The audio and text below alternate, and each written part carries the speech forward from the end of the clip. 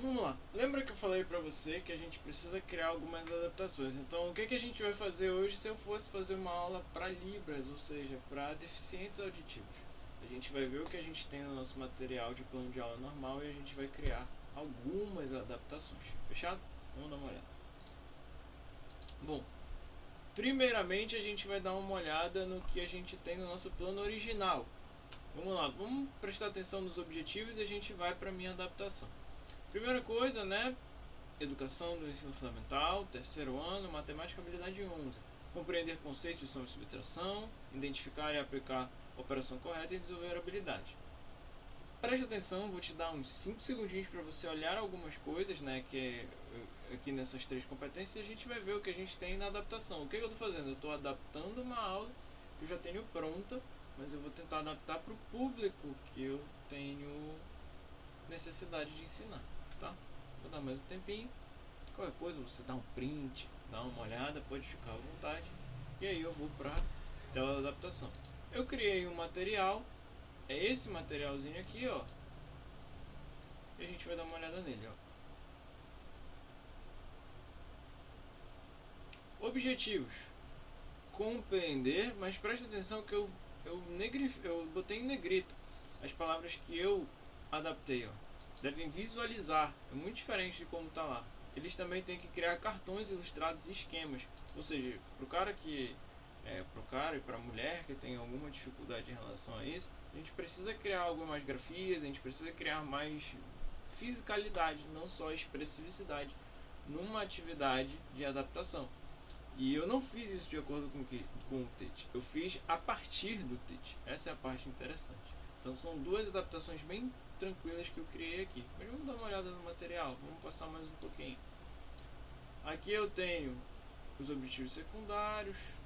Vamos ver as atividades. Caça ao tesouro, a gente vai criar uma preparação, um desenvolvimento e um objetivo aqui. Eu vou criar previamente várias cartas, né? Cada carta tem um problema a ser resolvido, né? 5 estrelas, tranquilo, tranquilo. A gente vai desenvolver também em pequenos grupos.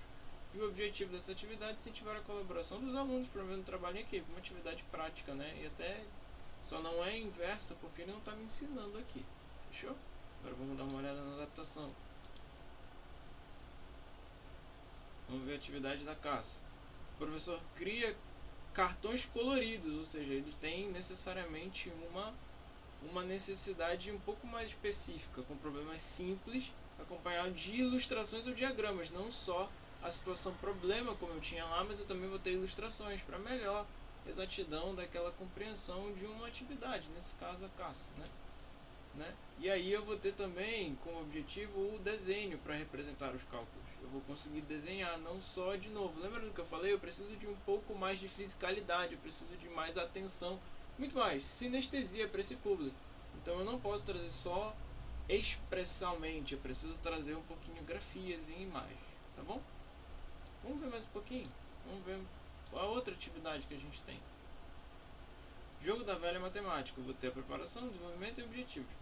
Vou trazer um jogo da velha, um espaço em branco. Na aula, o professor também prepara cartas, problemas de soma e subtração que os alunos devem para colocar o número correto dentro do tabuleiro, nesse caso do jogo da velha, né? Então eu vou pegar o jogo da velha, vou trazer algumas situações e vou expor lá dentro para que eles resolvam. O professor vai dividir em grupos e distribuir os cavaleiros e as cartas. Os grupos devem resolver os problemas e colocar os números correspondentes no tabuleiro. O primeiro grupo que conseguir formar vai ser o ganhador. Vamos ver o que a gente adaptou aqui nessa aula.